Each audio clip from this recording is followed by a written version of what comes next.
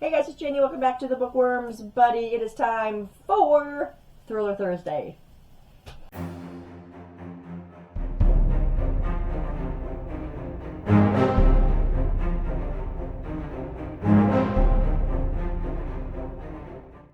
Okay guys, welcome back. Thank you all. Thank you new subscribers for joining the channel. I appreciate your continued support.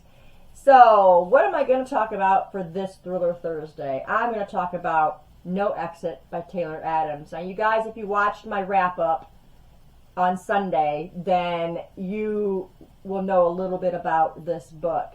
Now, Taylor Adams is a first-time read for me, and it was my niece who actually turned me on to this story because she was showing me some books from a recent book haul she had. And this was one of them. And she read me the synopsis, and I'm like, that sounds like something I'd really enjoy, because I really love rock, paper, scissors, and it's kind of that same kind of, I don't even know what the word is, but you know, you're in there and it's a snowstorm, and you're snowed in, you can't go anywhere, you're stuck there, except in No Exit, she is stuck here with 4 strangers that she doesn't even know. And at one point, she discovers a little girl who is locked inside of a van in a dog carrier, like a dog kennel, a big wire kennel. And at first, she's thinking, ooh, did I really just see that, or is it just my imagination?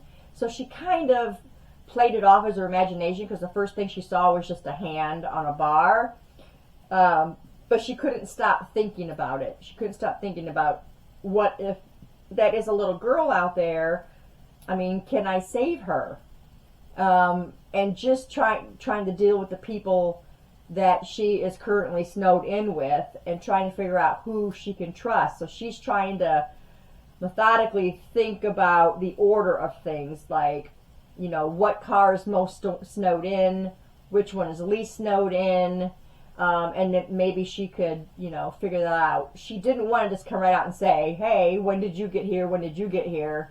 You know, I want to know who owns what car, because, you know, that would be suspicious, and she's got to kind of look out for herself as well. So she's trying to piece these things together when she does make another trip out, and she does look back inside this van. She actually uses her phone to shine it in. She uses the light to shine it into this back window of this van, because, of course, it's locked up.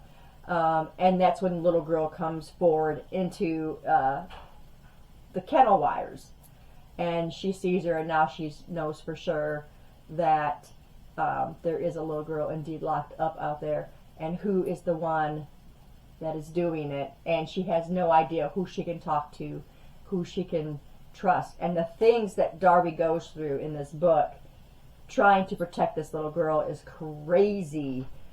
And I mean, just a lot of things go on. It's very fluid. I love the adrenaline that starts pumping, you know, and you're like, oh, don't do that, or yeah, go there, or don't talk to this person or that person.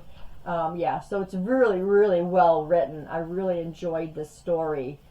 And I can understand how she would not know who to trust, because, you know, as things start to come to the forefront, you're like, whoa, you know, and it's not what you would think at all, just by the way that he develops these characters, and you think you're on the right track, and you're really not on the right track. And yeah, amazing writing.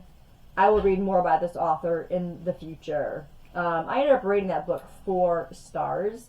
If you guys have read this book, let me know what your thoughts were down in the comments. I'd really like to know if other people feel the same way I do with this book. But that is all I have for you today. So thanks for staying tuned, and I'll see you in the next video. Bye, guys.